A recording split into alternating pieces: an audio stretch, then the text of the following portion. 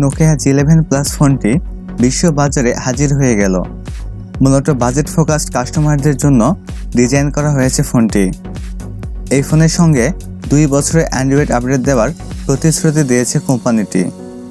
পাশাপাশি জানানো হয়েছে ফোনটি একবার চার্জে 3 দিনের ব্যাটারি ব্যাকআপও দিতে চলেছে।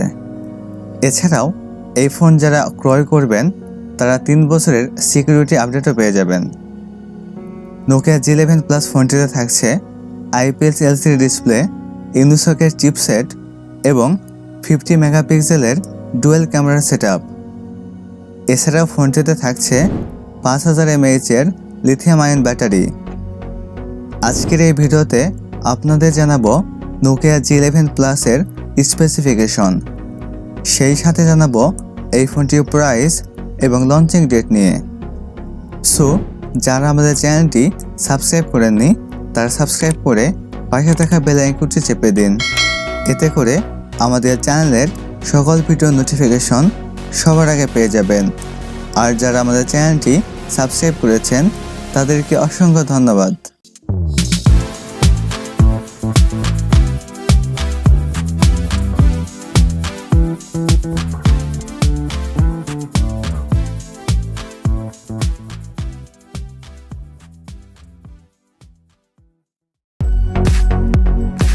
শুরুতে কথা বলা যাক ফোনটির ডিজাইন এবং এর বিল্ড কোয়ালিটি নিয়ে।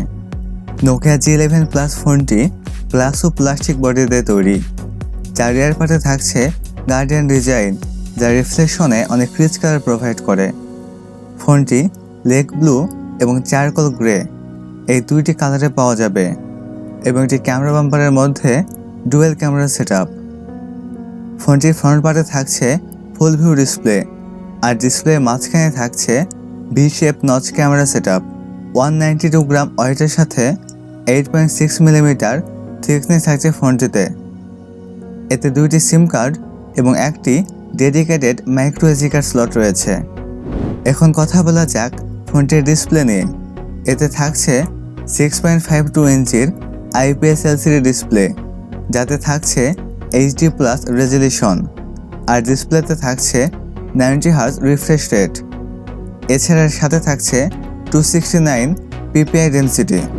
এবারে কথা বলা যাক ফোনটির পারফরমেন্স নিয়ে। এতে রান করবে Android 12, আর চিপস হিসেবে ফোনটিতে থাকছে ইউনিসক T606, যেটি 12 ন্যানোমিটার আর্কিটেকচারে তৈরি অক্টাকোর প্রসেসর। আর জিপি হিসেবে ফোনটিতে থাকছে মালি G57। ফোনটি 332, 364 এবং 464 এই 3টি ভ্যারিয়েন্টে পাওয়া যাবে এবং স্টোরেজ হিসেবে ফোনটিতে থাকছে eMMC 5.1। এবারে কথা বলা যাক ফোনটির ক্যামেরা সেটআপ নিয়ে।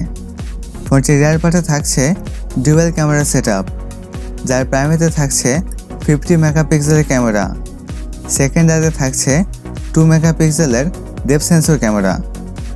এতে সর্বোচ্চ ভিডিও শ্যুট করা যাবে 1080p 30 fps রেজলিউশনে।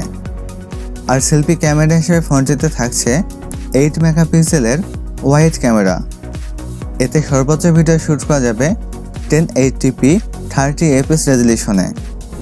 এবারে কথা বলা যাক ফোনটির ব্যাটারি এবং চার্জার নিয়ে। ফোনটিতে থাকছে 5000 mAh এর লিথিয়াম আয়ন ব্যাটারি। এছাড়া সিকিউরিটি হিসেবে ফোনটিতে থাকছে রিয়ার মাউন্টেড ফিঙ্গারপ্রিন্ট।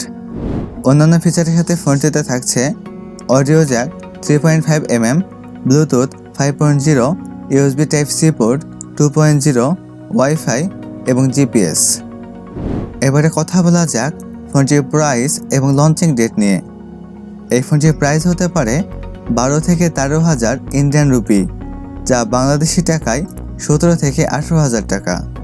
এই ফোনটি ইন্ডিয়ার বাজারে লঞ্চ হতে পারে 28 সেপ্টেম্বর, আর বাংলাদেশের বাজারে আসতে পারে অক্টোবরের মাঝে।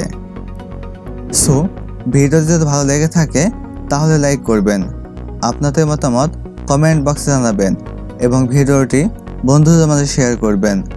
আজকের ভিডিও এ পর্যন্ত, দেখা হবে নেক্সট ভিডিওতে।